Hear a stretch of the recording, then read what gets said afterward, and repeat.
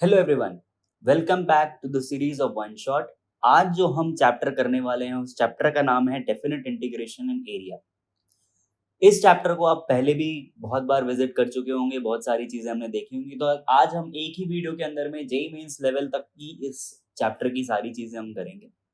अब इस चैप्टर के अंदर में आपको ये पता होना चाहिए कुछ बेसिक्स होते हैं, और उस बेसिक्स के लिए आपको यहाँ पर ऊपर एक आई बटन के अंदर एक वीडियो मिलेगी जो कि हमारी सीबीएसई की वीडियो है, और वो भी एक वन शॉट वीडियो है। So I will recommend you to first go and watch that particular video, ताकि आपको एटलीस्ट ये पता चल जाए कि क्या कुछ चीजें हैं जो इस पूरे चैप्टर में यूज होती हैं, and at the same time आपको ये भी पता चलेगा कि क्या बेसिक्स हैं उस चैप्टर के, सो that you don't feel out of place in this video. because in this video we will be directly picking it up from some of the basics of definite integration, और वहां से हम basics के ऊपर buildup करना चालू करेंगे। तो we should know the basics and that is something which should be a prerequisite. Let's move forward. हमें यहाँ पर डेफिनेट इंटीग्रेशन के कुछ कुछ फॉर्मूले जो हमने उसी वन शॉट वीडियो के अंदर में डिस्कस करे थे, इनके काफी सारे प्रूफ्स भी हमने करे थे। प्रूफ करने के बाद हमने उनकी और एप्लीकेशंस भी देखी थी उस वीडियो के अंदर में, तो एक बार जा करके आप उसको देख सकते हो। तो यहाँ पर अगेन आपको एक ग्रीन कलर में दिख रहा होगा, that is this particular thing. यहाँ पर मैंने लिखा हुआ है कि this is a very very important question and all the 90% of the difficult question जो आपको ये लगता है कि ये कैसे सॉल्व होंगे। ऐसा कई बार आता है ना कि हम एक क्वेश्चन देखते हैं और हमें लगता है ये कैसे सॉल्व होगा। मोस्ट ऑफ द टाइम वो इजी फॉर्मूले सॉल्व होगा। तो ये कुछ फॉर्मूलेज हैं, आप इसका स्क्रीनशॉट ले सकते हो। Now I am going to introduce a very important method, 3 step method है, और इस स्टेप मेथड से आपके most of the questions of JEE Mains solve हो जाएंगे डेफिनेट इंटीग्रेशन के अगर वो क्वेश्चंस हैं तो। क्या है उस स्टेप्स के अंदर में, let's come and watch it. So step one में क्या होगा? स्टेप वन में आपको कौन सा देखना पड़ेगा? आपको ये वाला फॉर्मूला यूज करना है, a plus b minus x formula. क्या इस फॉर्मूले से आपका कुछ बन रहा है? स्टेप टू में क्या होगा? अगर आपका फर्स्ट स्टेप से कुछ नहीं बन रहा है तो आपको ये चेक करना है कि इवन और ऑड, क्या वो फंक्शन इवन है या क्या वो फंक्शन ऑड है, ये चीज चेक करनी है। स्टेप थ्री, इसी में ही अगला स्टेप क्या हो जाएगा? आपने ये चेक कर लिया कि f of a plus b minus x बन रहा है या नहीं बन रहा है, इवन है या ऑड है, ये चेक कर लिया। अब आपको चेक करना है पीरियोडिक फंक्शन, और अगर पीरियोडिक फंक्शंस हैं तो इसमें आप क्या करते हो? n times single period. जैसे कि ऐसा कुछ कि आपका कोई फंक्शन है ऐसा, ये इस तरीके के कस्प्स बन रहे हैं, तो आप क्या करोगे? इसको कैलकुलेट कर लोगे, इसको क्या लिख लोगे? x, और ये अगर n टाइम्स है तो ये nx आ गया। As simple as that. Most of the JEE Mains questions आपके इसी तरीके से हो जाएंगे, क्योंकि ज्यादातर जो डेफिनेट के क्वेश्चंस होते हैं वो हम कई बार ट्राई करते हैं कि हम इसको इनडेफिनेट से करें, बट वो इनडेफिनेट के लिए सॉल्वेबल ही नहीं है ना। इनडेफिनेट तो आप तब करोगे जब वो डेफिनेट एक्सप्रेशन आपका इनडेफिनेट में सॉल्वेबल हो। अगर वो सॉल्वेबल ही नहीं है तो आप कैसे करोगे? Then it gets a bit difficult. तो उसी चीज को काउंटर करने के लिए 3 स्टेप मेथड है, और इसी मेथड के थ्रू आप ऑलमोस्ट सारे क्वेश्चंस को सॉल्व कर सकते हो। Please try to remember this, and आगे भी आप जितने भी क्वेश्चंस पीवाईक्यूज में देखोगे, जहां भी आप जाओगे वहां पर उस क्वेश्चन को देखोगे, मोस्ट ऑफ द क्वेश्चंस आप इन तरीकों से सॉल्व कर सकते हो अगर वो इनडेफिनेट वाले मेथड से सॉल्व नहीं हो रहे हैं तो। मूविंग फॉरवर्ड, कुछ एक इंपॉर्टेंट फॉर्मूलेज हैं, वो इनडेफिनेट इंटीग्रेशन के बेसिक फॉर्मूलेज है जो कि हमें अज्यूम्ड होता है कि ये पता ही होने चाहिए। जैसे कि x to the power n है, cos x है, sin x है, tan x है, secant x है, and so on and so fourth. ये जो बेसिक फॉर्मूलेज आप अगेन इनका स्क्रीनशॉट ले सकते हो, इन स्क्रीनशॉट्स को आप ट्राई कर सकते हो कि आप मेमोराइज करो। वैसे मेमोराइजेशन की जरूरत नहीं होती, अगर आप हमारा अगेन इस आई बटन के अंदर में आपको वो लिंक भी मिल जाएगा जिसमें हमने इनडेफिनेट चैप्टर के अंदर में ऑलमोस्ट काफी सारे क्वेश्चंस की हमने वहां पर डेरिवेशंस करी हुई है। जो वो डेरिवेशन है उसको जाकर के भी देख सकते हो, उसको समझ सकते हो, तो इनडेफिनेट के भी बेसिक्स आपको पता चल जाएंगे। What better than that? So अगर आपने एक बार ये कर लिया है तो ये कुछ एडवांस्ड फॉर्मूलेज होते हैं, ये भी काफी बार यूज होते हैं। dx upon X square minus ए स्क्वायर है, dx upon A square minus x square है, dx upon X square plus X square है। तो ये कुछ कुछ बेसिक फॉर्मूलेज है जो कई बार हम यूज कर रहे होते हैं। आप अगेन इसका स्क्रीनशॉट लेकर के रख सकते हो, आप इसको अपने फॉर्मूला शीट में डाल सकते हो, जैसा भी आपको अच्छा लगे वो आप कर सकते हो। Now let's jump into directly into the definite integration part, की जिसके लिए हमने ये वीडियो को क्लिक किया है। तो अब डेफिनेट इंटीग्रेशन वाले पार्ट में क्या है?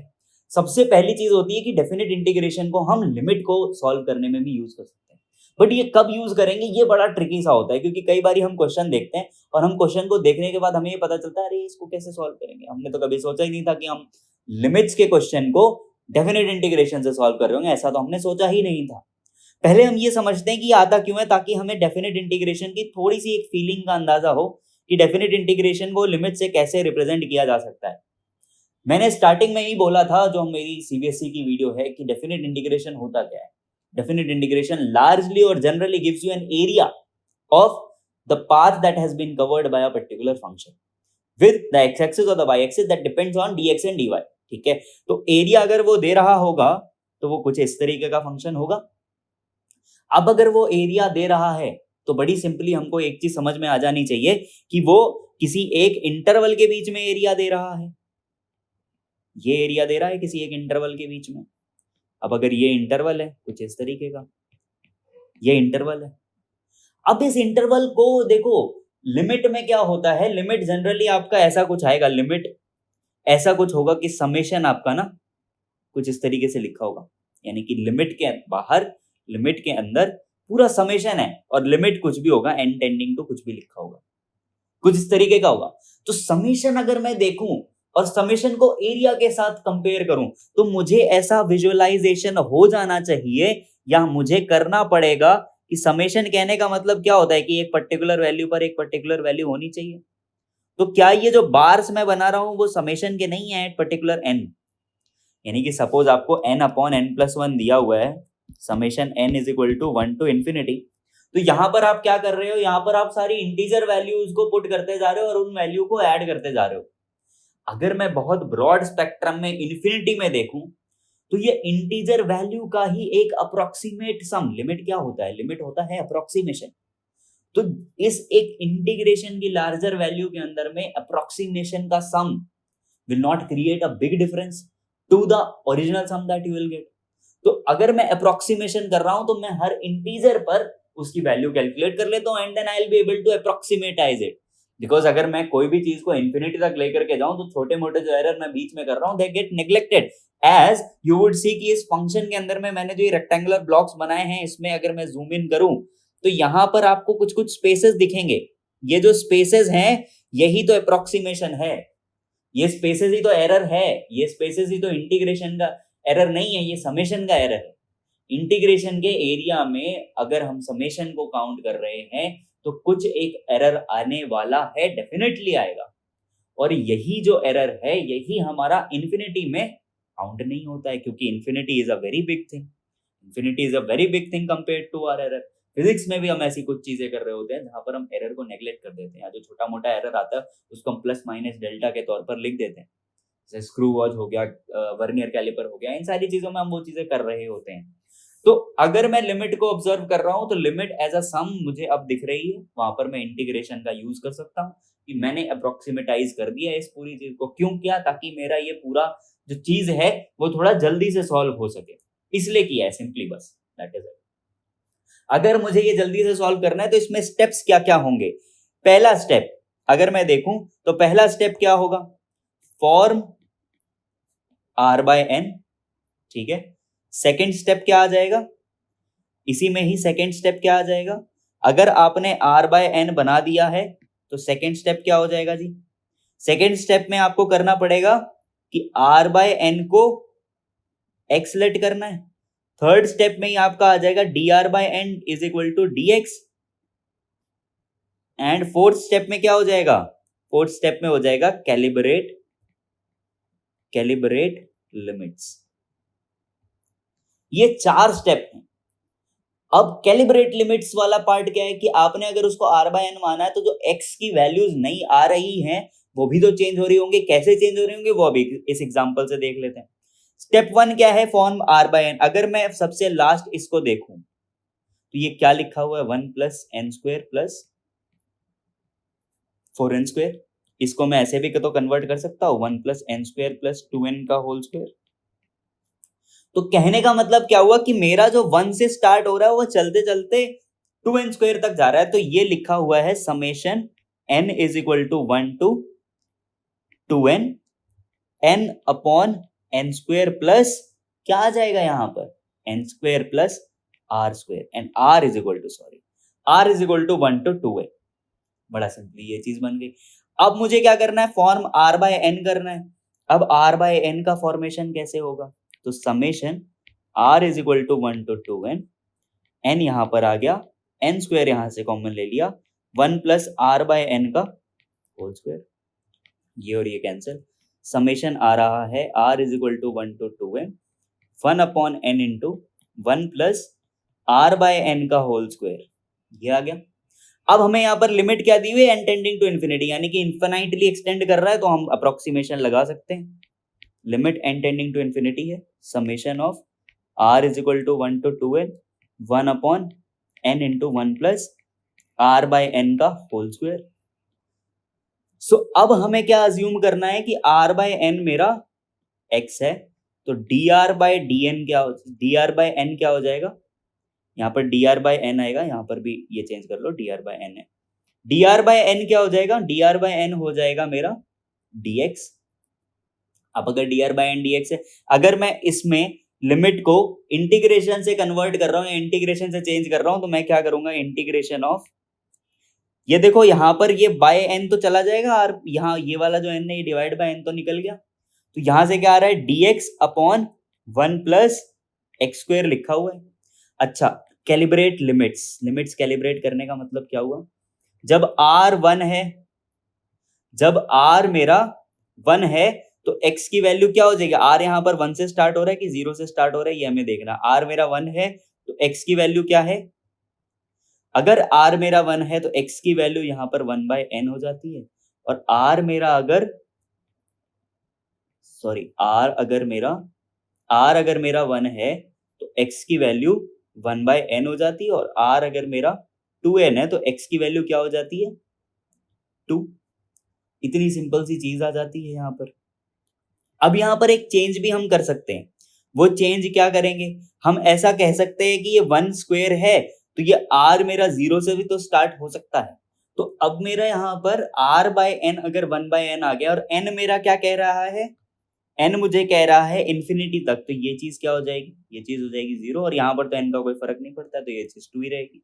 तो यहाँ पर जो हमारा चेंज आएगा वो क्या होगा, 0 से लेकर के 2 तक, और ये चीज मुझे पता है कि ये हो जाता है tan इनवर्स x 0 से लेकर के 2 तक, ये पूरा एक्सप्रेशन मेरा बन जाता है tan इनवर्स।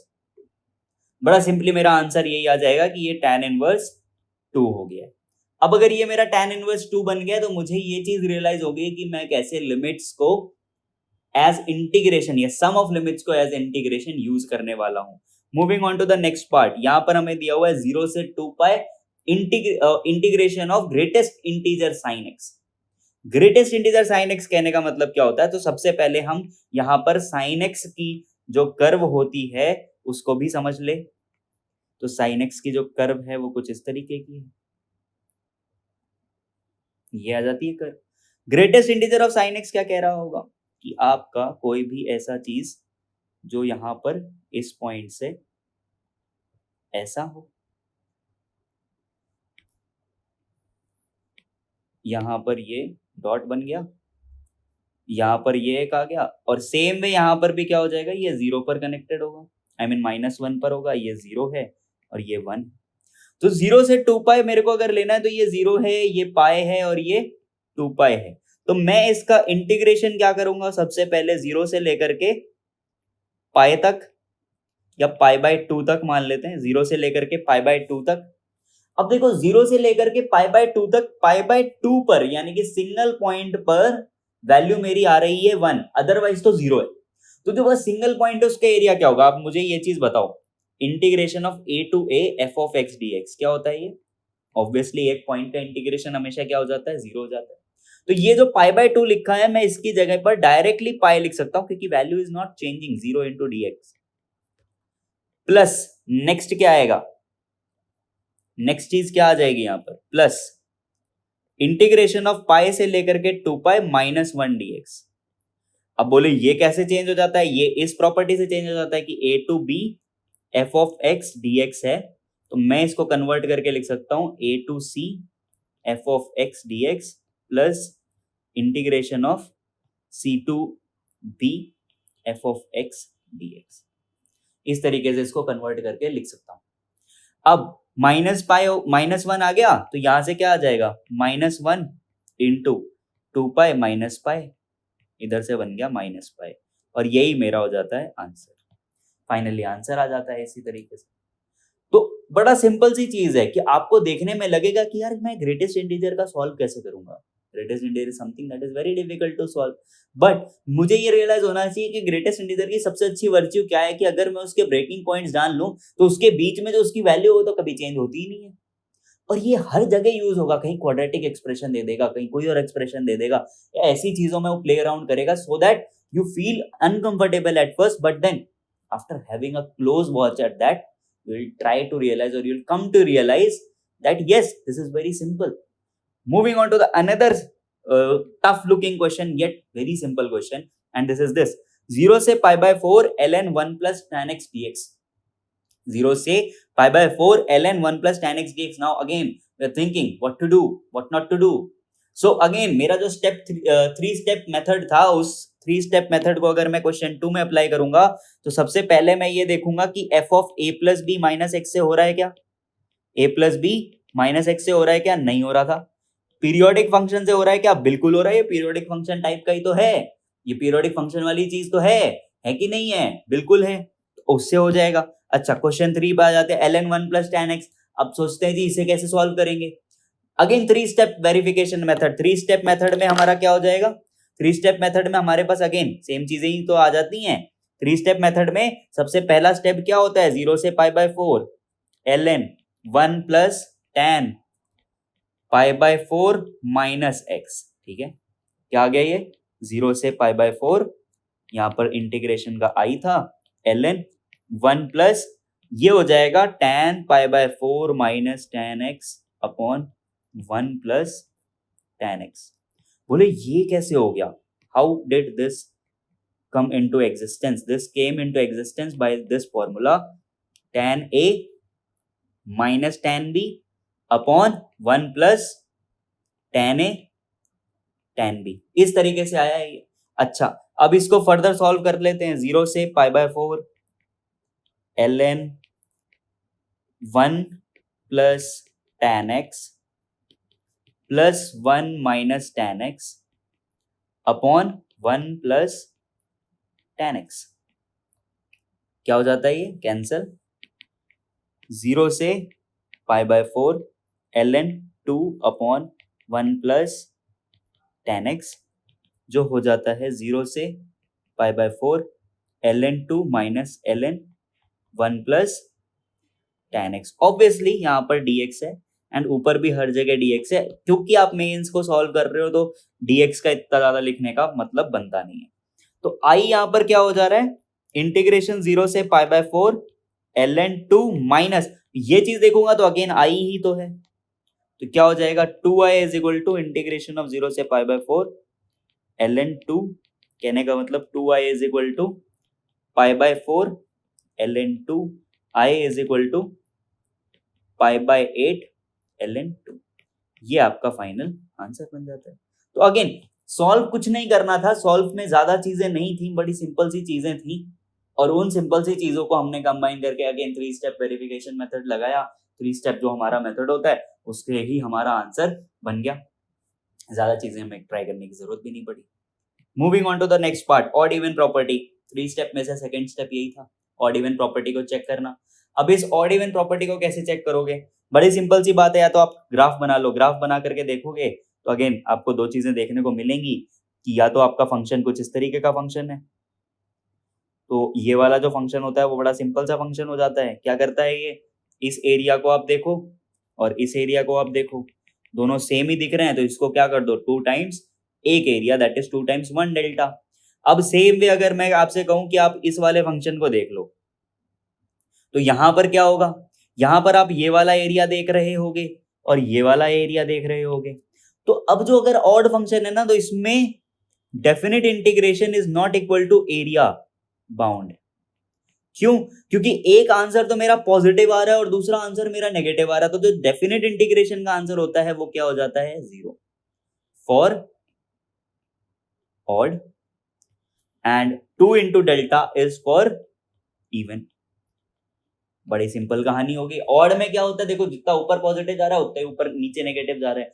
अगर ऐसा कोई भी केस बन रहा है तो ये जीरो कर रहा है। लेकिन इवन के अंदर क्या होता है, जितना पॉजिटिव, अगर इधर पॉजिटिव है तो इधर भी पॉजिटिव है, तो कैंसिल आउट होगा ही नहीं। या इधर नेगेटिव है तो दूसरी तरफ भी नेगेटिव है, वो भी कैंसिल आउट नहीं होगा। अगर ऐसा नहीं होता है तो दैट इज फाइन। अब अगेन मैं एक और चीज देखूं कि अगर मेरे पास इसको प्रूव कैसे करेंगे, minus A to a f of x d x, minus A to zero f of x d x plus 0 to a f of x d x. या तो ऐसे कर सकते हैं, ये एक तरीका है। अब यहां पर अगर मैं देखूंगा तो 0 से माइनस ए मतलब एफ ऑफ माइनस एक्स लिखा हुआ है। ये क्या लिखा हुआ है, ये यही तो लिखा हुआ है कि a से 0 F of minus x d x. क्यों? क्योंकि हमने 0 से a और माइनस ए टू 0 एक्स को हमने किस में कन्वर्ट कर दिया, माइनस एक्स में, दैट इज इट। अच्छा, प्लस 0 से a f of x d x, यहां से क्या आ जाएगा, 0 से a f of minus x plus f of x d x. तो यहां पर ये चीज क्या हो गई, f of x equals to minus F of x, f of minus x. तो ये क्या है, मेरा ऑड फंक्शन है, और f of x is equal to f of minus x, ये मेरा इवन फंक्शन हो जाता है। अगर मेरा ऑड फंक्शन है तो मेरी जो पूरी कंडीशन आती है वो पूरा इंटीग्रेशन इज इक्वल टू 0 बन जाता है, और अगर मेरा इवन फंक्शन है तो integration is equal to 2 times integration of 0 to a f of x dx आ जाता है। कहानी बड़ी सिंपल हो गई। क्वेश्चन 4 देख लेते हैं क्या कहानी है और कैसे है। अब इसको आइडेंटिफाई कैसे करेंगे, ये बड़ा एक चैलेंज होता है कि इस तरीके के क्वेश्चन को हम आइडेंटिफाई कैसे करेंगे। यहां पर देखो, secant x ln 1 minus x upon 1 plus x, ये आपका फंक्शन है एफ ऑफ एक्स। सो यहां से आप directly F of minus X निकालो, that is secant of minus X ln 1 minus minus x upon 1 plus minus X. क्या आ जाएगा ये, secant x ln 1 plus X upon 1 minus X. क्या आ गया ये, सिकेंट एक्स और again minus of ln 1 plus X, sorry 1 minus x upon 1 plus X. हमने क्या किया है, ये प्रॉपर्टी को यूज किया है। कौन सी property, ln a by b is equal to minus times ln b by a। तो यहां से f ऑफ माइनस एक्स क्या बन गया, minus secant x ln 1 minus x upon 1 plus x.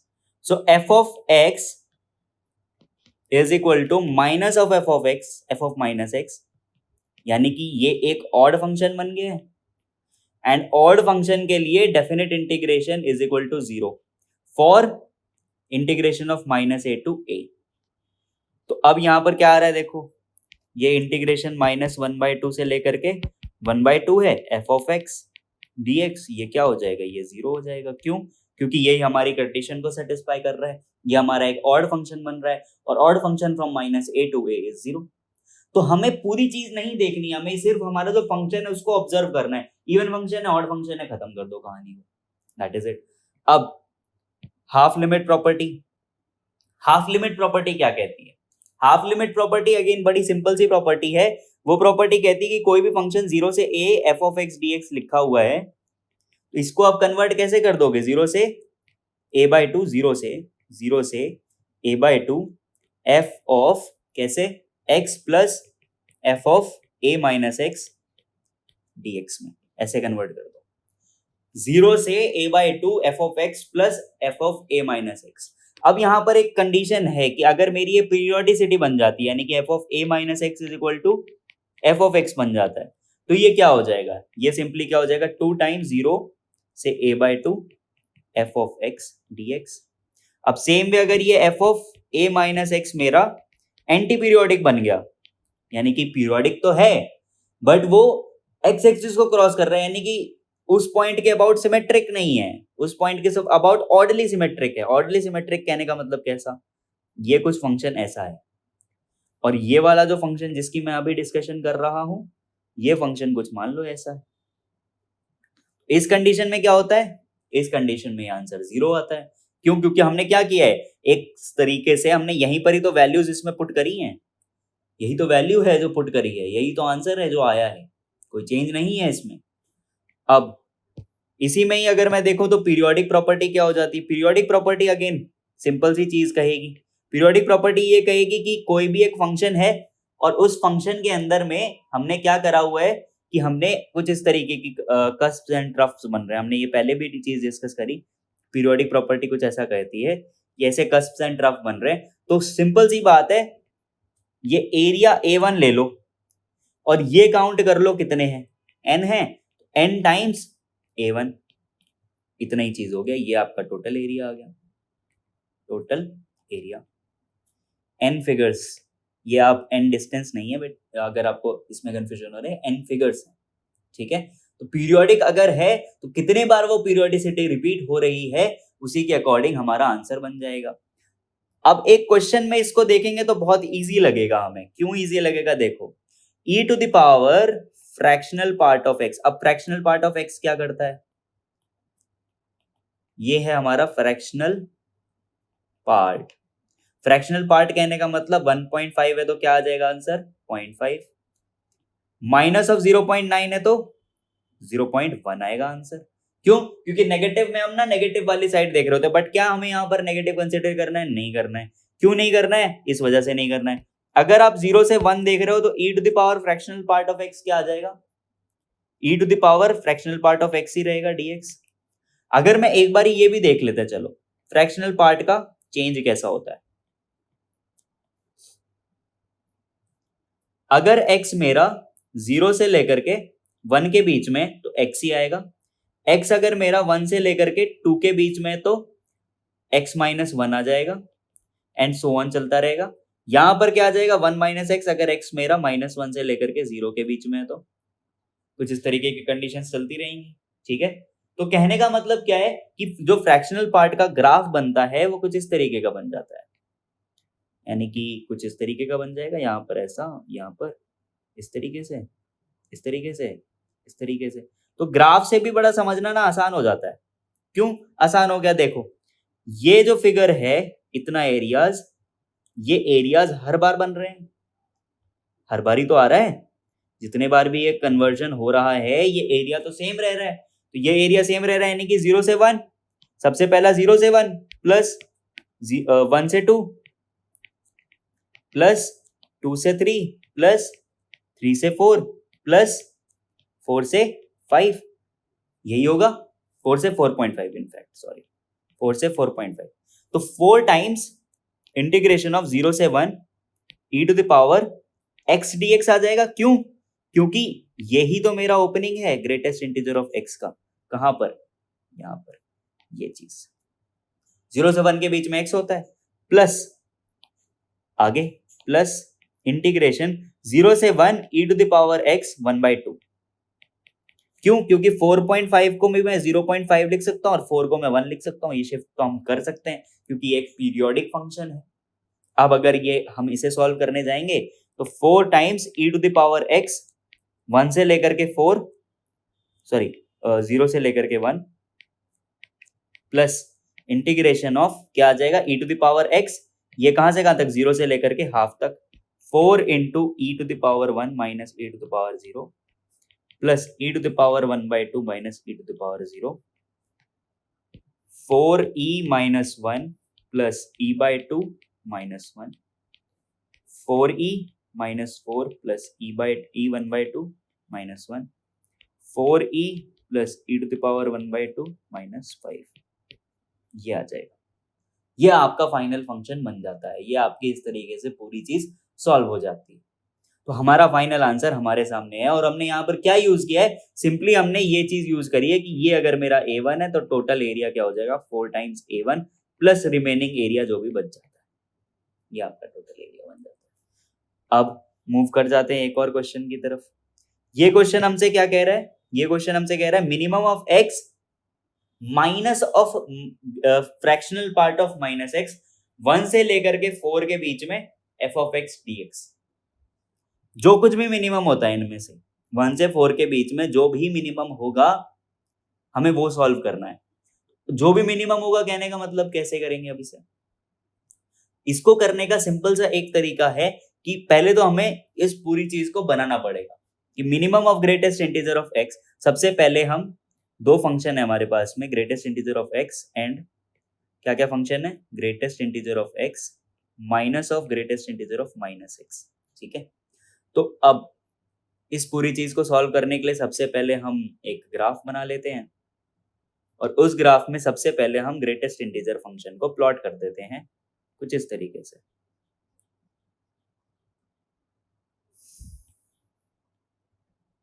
ये हमारा greatest integer of x function है, ये हमारा ग्रेटेस्ट इंटीजर ऑफ फंक्शन है। ये 0 है, ये 1 है, ये 2 है, ये 3 है, ये 4 है, 4 तक ही चाहिए।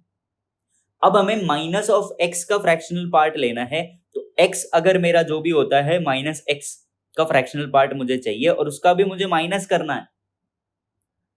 तो अगर मेरी एंट्री 1.5 है तो मेरा आउटपुट क्या होगा यहाँ पर? अगर मेरी एंट्री 1.5 है तो मेरा आउटपुट क्या हो जाएगा? अगर मेरा x यहाँ पर 1.5 है तो माइनस ऑफ 1.5 या 1.4 है सपोज, माइनस 1.4, तो यहाँ से क्या आ जाएगा? माइनस ऑफ 0.6 एंड माइनस 0.6, ये आ रहा है बाहर। नेगेटिव में आंसर्स आ रहे हैं, नेगेटिव में चीजें बाहर आ रही हैं। अच्छा, अगर मैं ऐसी चीज देख रहा हूं तो मुझे ये भी समझ में आ जाना चाहिए कि अब इसको किस तरीके से डील करना है कि माइनस ऑफ 0.6 आ रहा है, राइट? अगर अब मुझे चाहिए तो सबसे पहले मुझे माइनस एक्स बनाना पड़ेगा। तो एक्स का कन्वर्जन यहाँ पर क्या है? माइनस एक्स में कन्वर्जन। तो जो जो वैल्यूज हमारी पॉजिटिव में होती थी वो नेगेटिव में चली जाएंगी। यही तो हुआ ना। ये कन्वर्जन कैसा हुआ है? ये कन्वर्जन सबसे पहले क्या हुआ है? ग्रेटेस्ट इंटीजर ऑफ एक्स को कन्वर्ट किया गया है greatest integer of minus x में। कहने का मतलब जो जो नेगेटिव में पहले वैल्यूज कैसी होती थी? नेगेटिव में मेरी वैल्यूज ऐसी होती थी, राइट? तो जो वैल्यू मेरी -1 पर होती थी वही वैल्यू मेरी 1 पर हो जाएगी और जो वैल्यू मेरी 0 पर होती थी वो तो 0 पे ही होती थी। तो कहने का मतलब कुछ इस तरीके का कन्वर्जन होगा। ये रहा, ऐसे कन्वर्जन है, राइट? ये कुछ इस तरीके के कन्वर्जन आ जाएंगे। मैं चाहूं तो दूसरे कलर से बना देता हूं इसको so that there is no confusion in it. कुछ इस तरीके से कन्वर्जन आ गए। ये कन्वर्जन हो गए। अच्छा, अब अगर ये कन्वर्जन 4 तक चल रहे हैं, अब इसका क्या करना है? नेगेट करना है, इसको नेगेटिव में डालने हैं। नेगेटिव में डालने का मतलब क्या हुआ? इसको पूरी तरीके से नेगेटिव साइड में ले जाओ, यानी कि कुछ इस तरीके से इसके नेगेटिव क्या हो जाएंगे? यहाँ पर ऐसे, ये नेगेटिव हो गया। तो हमारा जो फाइनल फंक्शन आएगा वो क्या बन जाएगा? ये वाला रेड वाला टाइप से कुछ ऐसा, ये और ये कुछ इस तरीके से माइनस के फंक्शंस बन जाएंगे। अब मुझे ये सोचना है कि इनमें से मिनिमम क्या होगा। हमेशा मिनिमम क्या रहेगा? मिनिमम हमेशा यही वाला फंक्शन रहने वाला है। कौन सा वाला फंक्शन? ये वाला फंक्शन। ये फंक्शन जो ग्रीन कर रहे हैं हम, वो हमेशा मिनिमम रहने वाला है। अगर ये फंक्शन हमेशा मिनिमम रहने वाला तो मुझे फिर क्या करना है? मुझे सिर्फ greatest integer of fractional part of minus x का जो माइनस साइन है सिर्फ उसका ही तो चाहिए, और तो कोई तो मुझे चाहिए भी नहीं है। तो यहां से मैं एक और तरीका खोजता हूं कि ये एक ट्रायंगल बन जाए जिसमें ये 1 होगा और ये भी 1 होगा। तो इसका एरिया कितना आ जाएगा? Half base into height, that is 1/2। और टोटल ट्राइंगल कितने बनेंगे? 1 से लेकर के 4 के बीच में, 1 से लेकर के 4 के बीच में 1 2 3 ट्राइंगल्स, दैट इज 3/2। हमारा आंसर आ रहा है 3/2, दैट इज मेरा आंसर इसका हो जाएगा 3/2।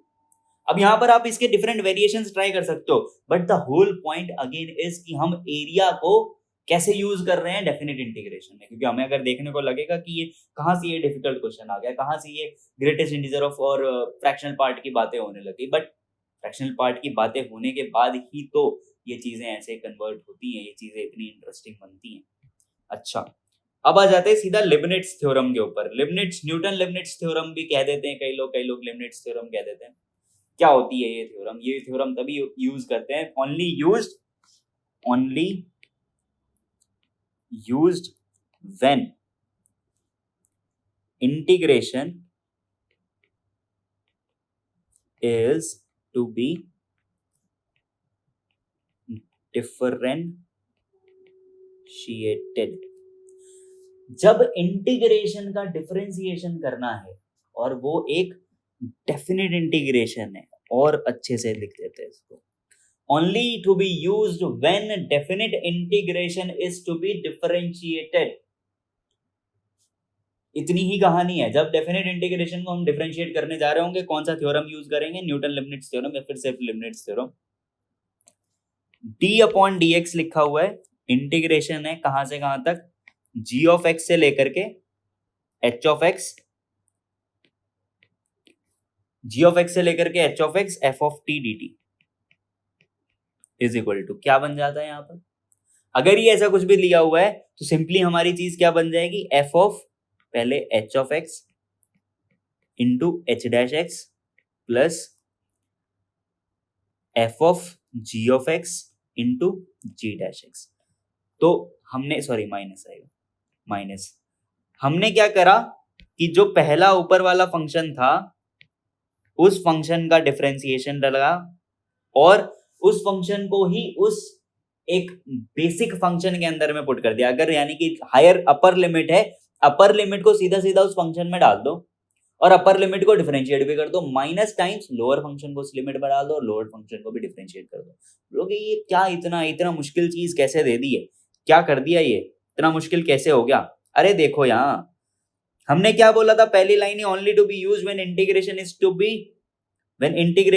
टू बी सॉरी यहाँ पर डेफिनेट इंटीग्रेशन आएगा. Definite integration is to be differentiated.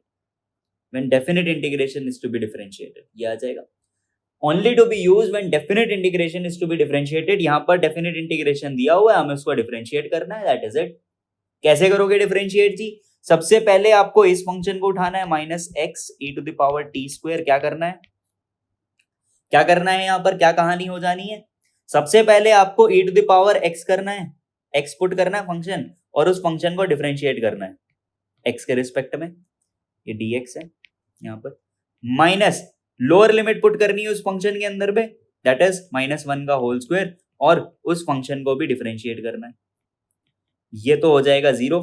तो ये क्या बन जाता है? E to the power x square. क्या आ जाएगा? dx by D X that is into 1 that is E to the power x square. ये एक फंक्शन बन जाता है dy इसका. तो अब हमें यहां से सेकेंड पार्ट उठाना है. सेकेंड पार्ट क्या है? Integration of 2 to y sine t upon t dt. ये है. अब हमने देखो यहाँ पर पहला डिफरेंशिएशन किसके रिस्पेक्ट में किया हुआ है? x के रिस्पेक्ट में. क्यों? क्योंकि यहाँ पर x था, बट यहाँ पर अब dt आ गया. अब dt आया तो यहाँ पर क्या हो जाएगा? देखो simply sine y upon y into y को डिफरेंशिएट करना है तो dy बाय dx ही होगा. क्यों? क्योंकि पहला फंक्शन भी तो x के रिस्पेक्ट में ही डिफरेंशिएट हुआ था, तो ये वाला फंक्शन भी x के रिस्पेक्ट में डिफरेंशिएट होगा into sine 2 by 2 d2 by dx. ये तो अगेन 0 हो गया. यहां से क्या आ गया? Sine y into dy by dx. ये चीज बन जाती है. अब यहां से मुझे ये चीज पता होनी चाहिए कि ये पूरा टर्म किसके बराबर है. अगर मुझे dy बाय dx निकालना है तो मुझे ये टर्म पता होना चाहिए किसके बराबर है. वैसे तो ये टर्म मैं लिख दे रहा हूं sine y upon y dy by dx, कुछ इस तरीके से. ये टर्म आ गई. ये आपका आ गया f डैश x. ये कुछ इस तरीके से आपका फंक्शन का f डैश बन जाएगा. अगर ये फंक्शन का f डैश हो गया है तो ये आपका f डैश x हो गया है. अब ये f डैश x किसके बराबर है आप उसके बराबर पुट कर. तो सपोज फॉर एग्जांपल अगर मैं पुट करना चाहूं तो दिस पूरी फंक्शन को मैं 0 के बराबर पुट कर सकता हूं. e to the power x square, ये एक्स स्क्वायर ऊपर की तरफ है, e to the power x square plus sine y upon y dy by dx is equal to suppose 0 लिखा हुआ है यहाँ पर, तो ये क्या हो जाएगा? dy by dx is equal to minus y क्या आ जाएगा? e to the power x square, e to the power x square upon sine y. कुछ इस तरीके से. अगर फॉर एग्जांपल कुछ भी दिया हुआ है ये किसी के भी बराबर हो सकता है और ये किसी भी क्वेश्चन में भी यूज हो सकता है। सो अगर ये 0 के बराबर दिया हुआ है तो कुछ इस तरीके से बन जाएगा। अदरवाइज आपको सिर्फ dy by dx निकालना, तो dy by dx इसके बराबर आ जाएगा f dash x में, और sin y एंड y के टर्म्स में कुछ भी चीजें बन जाएंगी। तो that is something that we can do. ठीक है, क्वेश्चन 9 पे जाते हैं। क्वेश्चन 9 हमसे क्या कह रहा है, dy by dx हमें करना है, इंटीग्रेशन करना है x square dt x square plus t square. ठीक है, सिंपल सी चीज है। अब यहां पर अगर मैं इसको देखूंगा तो पहले मुझे देखते ही लगेगा कि यार न्यूटन लिमिट्स लगा लेता हूं, है ना। dy by dx integration of x से x square dt upon x square plus t square. But यहां पर डिफरेंशिएशन देखो किसके रिस्पेक्ट में, यहां पर डिफरेंशिएशन x के रिस्पेक्ट में। क्या अंदर कोई x है? ये जो डिफरेंशिएशन जो हमारा डिफरेंशिएटिव हमारा इंटीग्रेशन देगा, जो इंटीग्रेशन हमें इंटीग्रेशन बाहर देगा वो x के रिस्पेक्ट में होगा और हमें उससे डिफरेंशिएट करना है। अगर न्यूटन लिमिट्स लगाना है तो मैंने पहले भी बोला था कि आपको जो डेरिवेटिव है यानी कि किस वेरिएबल के रिस्पेक्ट में करना वो बहुत क्लियर होना चाहिए। जैसे कि पिछले एग्जांपल में था कि हमें डेरिवेटिव बहुत क्लियर था कि यहाँ पर मुझे इसका जो डेरिवेटिव करना है वो x के रिस्पेक्ट में करना है, यहाँ पर इसीलिए मैंने x लिखा हुआ था। अब इस चीज को चेंज करना है हमें, इस चीज को कैसे करना है। अगर मैं इस एक इंटीग्रेशन को देखूं x से x square dt upon x square plus T square, तो ये क्या है? ये तो हमारा यही लिखा हुआ है ना, 1 upon x tan inverse t by x, और ये x से x स्क्वायर के बीच की वैल्यू है। सो 1 upon x tan inverse x minus tan inverse 1, that is 1 upon x tan inverse x minus pi by 4। ये कुछ ऐसा बन जाता है। तो tan inverse x minus tan inverse minus pi by 4 क्या हो जाएगा? ये 1 upon x tan inverse x minus ये tan इनवर्स पाई बाय 4 है, तो इसको यहीं पर ही ऐसा भी छोड़ सकते हो या इसको और कैसे सॉल्व कर सकते हो। अब आपको इसको डिफरेंशिएट करना है तो चलो इसको हम और फर्दर सॉल्व नहीं करते, हम इसको सिर्फ इतना ही लिख देते हैं पाई बाय 4। अब मुझे इसका dy by dx चाहिए, तो यानी कि dy by dx किसका चाहिए आपको? tan inverse x upon x minus ये टोटल डिवाइड बाय x कर देते हैं इसको, that would be very easy, minus pi by 4। अब dy by dx इसका चाहिए, तो dy by dx अगर इसका चाहिए तो कोशेंट रूल लग जाएगा, x square x into tan inverse x is 1 upon 1 plus x square minus 0 और 1 बाय x यहाँ पर आ जाएगा, 1 बाय x है ये, सॉरी रादर x है इंटू माइनस x का differentiation is 1 tan inverse x minus pi by 4, ये पूरा एज इट इज आएगा, x upon 1 plus X square minus tan inverse x minus pi by 4 that is plus pi by 4 divided by x square, ऐसा कुछ बन रहा है। इसको थोड़ा सा और सॉल्व करेंगे तो 1 upon x into 1 plus X square minus tan inverse x upon X square plus pi by 4x square, ये आपका आ जाता है dy by dx, ये आपका फाइनल आंसर बन जाता है। तो यहां पर again do not use Newton limits, यहां पर क्या करना है? Do not use Leibniz theorem.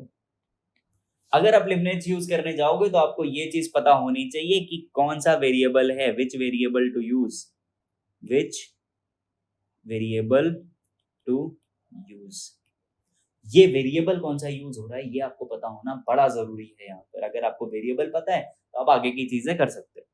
Moving on to the next part that is area bounded by this curve. तो कोई भी कर्व आपको दिया हुआ है, सपोज इस तरीके का आपका कर्व है और आपको इसका एरिया बाउंड दिखाना है, तो हमने पहले भी ये चीज डिस्कस करी हुई है कि आप ये इंटीग्रेशन, ये एरिया आपको चाहिए, ये a से लेकर के b है, ये आपका जो फंक्शन है ये आपका fx है। आपको अगर ये एरिया चाहिए है तो ये एरिया हो जाएगा इंटीग्रेशन a से b f of x dx, ये बन जाएगा। अगर ये इंटीग्रेशन a से b f of x dx बन रहा है तो बड़ी सिंपली हमें यहाँ पर चीजें पता चल जाएंगी कि एरिया निकालना कैसे। बट यहाँ पर एक कहानी बनती है कि अगर मेरा कोई भी फंक्शन कुछ इस तरीके से दिया हुआ है कि ये मैं ग्राफ बना रहा हूँ, और ये बातें हमने वैसे हमारे बोर्ड के लेक्चर में भी करी हुई हैं, and these points are fairly very simple, कि अगर कुछ इस तरीके से दिया हुआ है तो आप क्या करोगे। तो जो ये एरिया है, जो लाइट ब्लूइश एरिया है, उसके अंदर का जो ग्राफ होता है वो कुछ ऐसा दिया होगा, ये ग्राफ होगा, और ये वाले एरिया के अंदर ये ग्राफ होगा, और इन दोनों के बीच का ग्राफ कौन सा है, इन दोनों के बीच का ग्राफ तो जी ये है।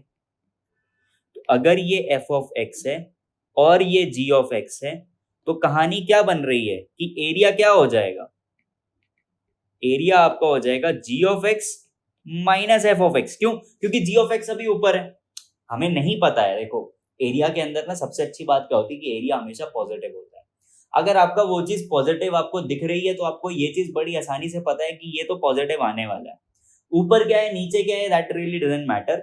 आपका अगर एक फंक्शन ऑलवेज पॉजिटिव है या हमेशा ऊपर है एक्स एक्सिस के, it becomes easier for you. तो आप क्या करोगे, हमेशा integration of F x minus D x d x लिखोगे। जी एक्स माइनस एफ एक्स कर दो, एफ एक्स माइनस जी एक्स कर दो, रियली डजंट मैटर। क्यों मैटर नहीं करता? क्योंकि अगर आपका आंसर माइनस आ रहा है, मॉडुलस लगा दो, कहानी खत्म।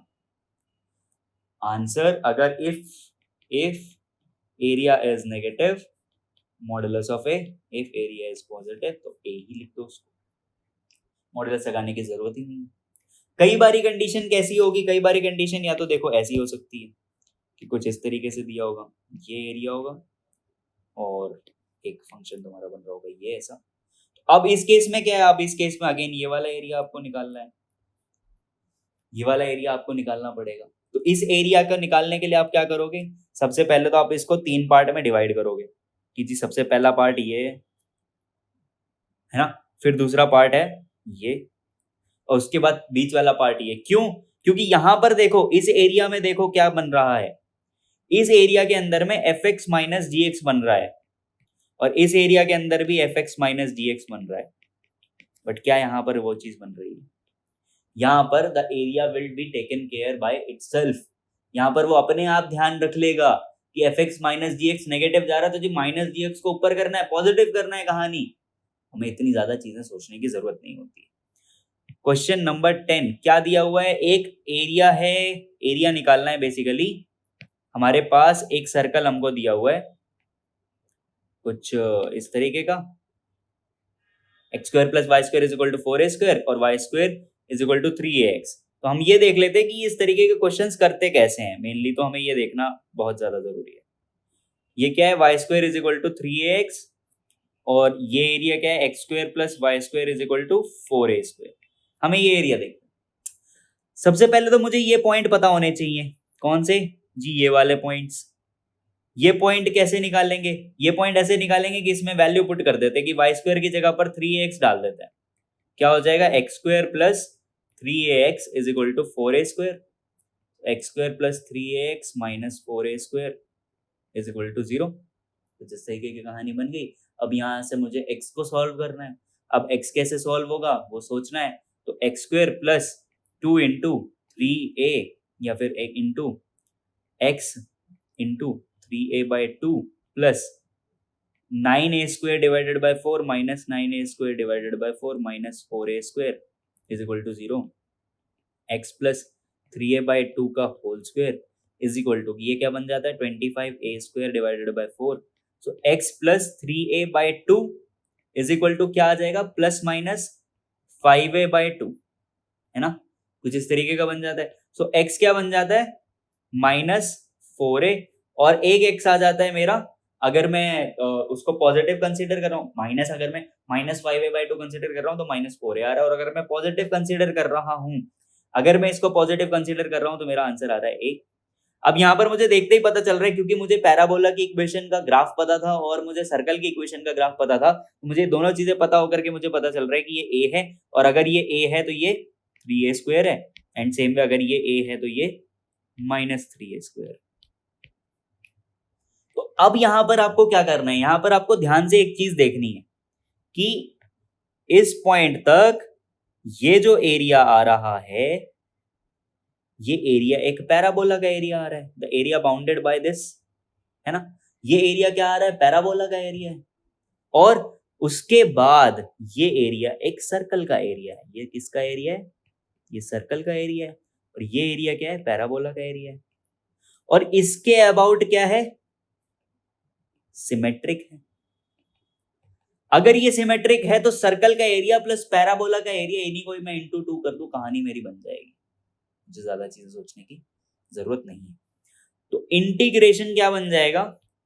0 से लेकर के सबसे पहले a तक root of 3ax dx plus integration from a to लेकर के ये क्या आ जाएगा? 2a क्या आ जाएगा? Root of 4a square minus x square, 4a square minus x square dx ये बन जाता है। और इस पूरे का इंटू 2 ये आ जाता है आपका area bounded by these two curves. इन दोनों कर्व्स के बीच में क्या एरिया बन रहा है उसकी ये बातें हो जाती है। तो अब अगेन इसमें पूरी चीज क्या थी? इसमें पूरी चीज थी, सबसे इंपॉर्टेंट पार्ट होता है इस चीज में कि हमें एक डायग्राम बनाना है। हमें क्या करना है? डायग्राम बनाना है, सबसे इंपॉर्टेंट चीज। जैसे कुछ कुछ इंपॉर्टेंट कंडीशंस हम देख लेते हैं। यहाँ पर हम क्या करते हैं? इसको कंडीशंस को देख लेते हैं। कंडीशंस क्या हो जाएंगी? पहली कंडीशन कुछ इस तरीके की कंडीशन होगी, पहला circle and there is another circle like this. तो इन दोनों के बीच में सपोज ये एरिया आ रहा है, कुछ ऐसा होगा। तो अगर मैं इसको ढंग से बनाऊं तो ये पहला कंडीशन हमारी ये है, और सेम वे दूसरी कंडीशन हमारी ये है, और इन दोनों के बीच में हमने ये एक लाइन बना दी है। ये पॉइंट मेरा मैं मान लेता हूं ए है, ये पॉइंट आपको बी निकालना पड़ेगा, ये पॉइंट सी निकालना पड़ेगा। अगर ये सर्कल मेरा C1 है और ये सर्कल मेरा C2 है तो इंटीग्रेशन सबसे पहले क्या आएगा? C1 की इक्वेशन dx। C1 की इक्वेशन मतलब कहने का मतलब ये C1 कैसा होगा? मान लेते कुछ इस तरीके का होगा, y is equal to root of x square minus A square, x square sorry a square minus x square, इस तरीके की इक्वेशन होगी। यानी कि y के टर्म्स में ऑब्वियसली, क्योंकि हमें y के टर्म्स में यानी कि हमें पूरा एक x चाहिए, x के टर्म्स में एक इक्वेशन चाहिए होती है। तो C1 ये आ जाएगा आपका a से b plus integration of b से c C2 dx। Same way C2 भी लिखा होगा। कई बारी आपको ये इक्वेशन इस तरीके से ही दी होती है कि x plus y square is equal to 4a। ये जैसे पहले भी दिया हुआ था 16a स्क्वायर या 16 स्क्वायर, ऐसा दे दिया, 16 दे दिया। तो y क्या हो जाएगा आपका? Root of 16 minus x square, ये आपका y है। तो अब आपका ये क्या हो जाएगा? Root of 16 minus x square dx। Integration single term में लाना है, dx के टर्म्स में लाना है। तो पहली कंडीशन ये होगी, तो इसमें अब दो एरियाज क्या बन गए? पहला एरिया और दूसरा एरिया, C1 और C2। अब अगर सर्कल और लाइन के बीच में भी हो सकता है, कहानी तो सर्कल और लाइन के बीच में भी बन सकती है, यानी कि कुछ ऐसा, और अगेन कुछ इस तरीके का होगा, और जो नॉर्मल एक्सिस है वो मान लेते हैं कहीं यहाँ से जा रही है या कुछ इस तरीके से है, ठीक है, या कहीं यहाँ से जा रही है। Area bounded by this graph क्या आता है? Area bounded by area bounded between these two things, area bounded between, suppose in तीनों लाइंस के बीच में जो एरिया है, यानी कि ये वाला जो एरिया है इसको निकालना है, तो सबसे पहले आपको ये पॉइंट निकालना पड़ेगा, आपको ये एरिया निकालना पड़ेगा, and second area would be this. तो अगर ये मेरी L1 है, ये मेरा C1 है, और ये मेरा x equals y equals to 0 line है, तो मुझे यहाँ पर क्या करना है? हाफ, और ये मेरा पॉइंट ऐसा मैं मान लेता हूँ कि ये B है, या ये A है, ये B है, ये C है। हाफ B माइनस A, या ऐसा भी कह सकते हो कि integration of L1 dx A से लेकर के B, which is obviously a triangle. ये क्या है? बेसिकली ये तो एक ट्राइंगल बन रहा है, प्लस इंटीग्रेशन ऑफ B से C C1 dx, यानी कि C1 का इंटीग्रेशन मैंने कर दिया B से C तक। इस तरीके से कंडीशन बन सकती है। दूसरी कंडीशन, एक और कंडीशन बन सकती है, वो ये बन सकती है कि ये एक लाइन जा रही थी, और ये एक हमारा जो एक्सिस की लाइन है वो ये वाइट वाली लाइन है, एक सिंपली हमने एक पैराबोला बना दिया कुछ इस तरीके का, ये कुछ इस तरीके का एक पैराबोला बना दिया। मुझे क्या चाहिए अब? मुझे ये डिस्टेंस चाहिए। तो ये कैसे निकालोगे? Integration of parabola with respect to dx minus integration of line with respect to dx। क्यों? क्योंकि देखो ना, ये वाला लाइन मेरा, ये वाला जो एरिया है, ये वाला जो एरिया है, ये मेरा सब्ट्रैक्ट हुआ है। पैराबोला का एरिया क्या था? पैराबोला का एरिया तो ये पूरा था ना, ये पूरा था पैराबोला का एरिया तो। और उस पैराबोला के एरिया में मैंने लाइन के एरिया को हटा दिया, लाइन के एरिया को सबट्रैक्ट कर दिया, तभी तो लाइन और पैराबोला के बीच का जो डिस्टेंस है वो मुझे समझ में आया। तो ये कुछ पॉपुलर कंडीशंस हैं जो हमने लिख दी हैं, एंड इन पॉपुलर कंडीशंस को ही यूज करके मोस्ट ऑफ द क्वेश्चंस किए जाते हैं। अब जैसे ये क्वेश्चन है मेरा a square minus b square, अगर मेरा कोई भी इंटीग्रेशन इस तरीके का दिया हुआ होता है, ये मोस्टली यूज होता है a square minus x square. तो मैंने यहाँ पर भी जो ये पेज था इसके अंदर में बहुत एम्फेसिस के साथ में ऑलरेडी बताया था कि इंडेफिनिट इंटीग्रेशन में root of a square minus x square अगर आपको दिया हुआ है, दैट इज ऊपर डिनोमिनेटर में, तो थोड़ा सा कंडीशन अलग हो जाती है, which is not written over here. तो ये काफी इंपॉर्टेंट सी चीज होती है कि हमें यहाँ पर दिया होता है इंटीग्रेशन ऑफ, सपोज बहुत कॉमनली यूज होता है a square minus x square, और ये हमारा कुछ भी इंटीग्रेशन हो सकता है कहीं से भी कहीं तक, और इसको हम जनरली लिख देते हैं x/2 root of a square minus x square plus a square by 2 sine inverse x by plus c। और ये प्लस c हमारा हट जाता है अगर ये a से b के बीच में है तो मोस्टली सारे सर्कल्स में यही फॉर्मूला हम यूज कर रहे होते हैं कि सर्कल में ये फॉर्मूला मेजरली यूज हो जाता है। तो इस तरीके का फॉर्मूला भी, इसके अलावा कई बार हम ये फॉर्मूला भी यूज करेंगे एक्स स्क्वायर प्लस ए स्क्वायर, या फिर एक्स स्क्वायर माइनस ए स्क्वायर का फॉर्मूला होगा। ये सारे फॉर्मूले हमने डेफिनेट के इंडेफिनिट के जो बोर्ड्स का चैप्टर है उसमें हमने एक्सप्लेन किया था कि इसको किस तरीके से किया जा सकता है। जैसे एक्स स्क्वायर माइनस ए स्क्वायर में है तो यहाँ पर इस एक्स को क्या हम पुट कर सकते हैं, हम इसको सीकेंट थीटा पुट कर सकते हैं, या फिर ए सीकेंट थीटा पुट कर सकते हैं, and so on and so fourth. ये सारी चीजों को आपको थोड़ा सा ध्यान रखना है, और आई होप कि आपने सारी चीजों को एक बार देख लिया होगा। Definite area, definite integration and area के अंदर में largely these are the topics that are mostly covered.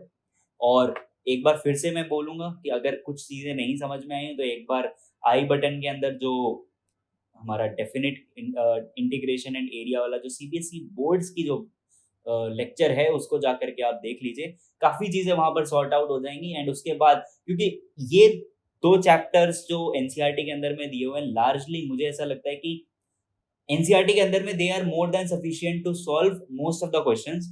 Newton limits हाँ कई बारी मेंस में पूछ देता है बेस्ड ऑन एडवांस के क्वेश्चंस, इसलिए मैंने इसमें करा दिया, अदरवाइज तो ये एडवांस का प्योरली टॉपिक रहता है। तो एनसीईआरटी के अंदर में most importantly almost JEE mains की चीजों को कवर कर देता है। जेईई मेंस के अंदर आपको बस ये ध्यान रखना पड़ता है कि क्या एरिया बन रहा है, कैसे बन रहा है, किस तरीके से बन रहा है। इसीलिए ये सारा पार्ट हमने आज ही कवर कर दिया, एक ही चैप्टर में हमारा कवर हो गया है।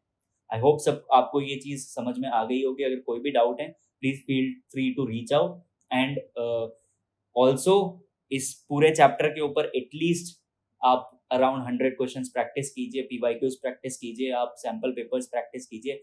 आप जितने कैलकुलस को प्रैक्टिस करोगे उतना ज्यादा बेटर रहेगा। Thank you so much for watching this video, and to watch more such videos you can go through the suggested videos. Also subscribe to the channel and give it a thumbs up if you love the video. Thank you so much.